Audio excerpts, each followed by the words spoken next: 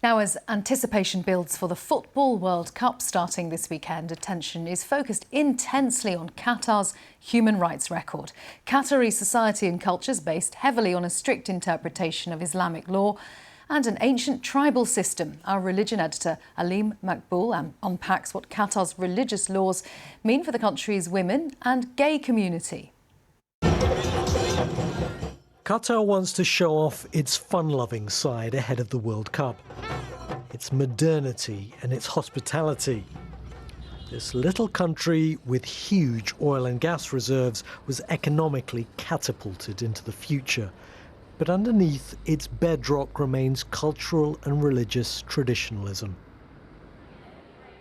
It's difficult to speak to people freely without permission from the authorities, but these students in Doha's education city talked of their excitement. It's definitely a marking of history for the Arabs, and we're all very proud. Especially as a Qatari, I'm very proud that my country is hosting such a big event. Qatar has repeatedly said that it will be welcoming of all people, of all races, of all sexual orientations. And I think that a lot of the people here in Qatar know that this is a great opportunity for Qatar, who have seemingly been in the shadows for a really long time. But there are, of course, Qataris who remain in the shadows. I would like my existence not to be illegal in this country. I would like something that would say that I can be gay and not worry about being killed. Aziz is gay in a country where homosexuality is against the law. He couldn't meet in person and needed his face and voice disguised on a video call. The law's on your side when you're outside of Qatar. If somebody attacks you, you'd go to the police station. You would be protected. Whereas here, if something happens to me, I'll get blamed. Zainab now lives here in the UK, but even then she's also worried about revealing her identity because of possible repercussions for family back in Qatar. She, like Aziz, says she thought about suicide.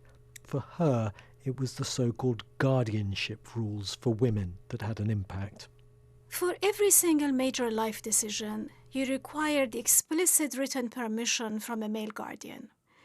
And if you don't get that permission, you cannot take that life decision, whether it's enrolling at university and studying abroad, traveling, getting married, or even getting divorced.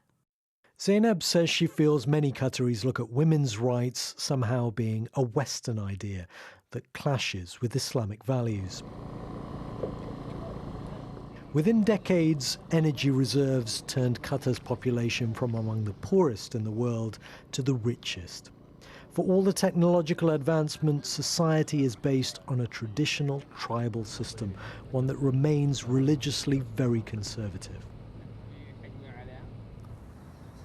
Some of those negatively affected by the current laws told us they worried a successful World Cup could make it even less likely that Qatari society will change.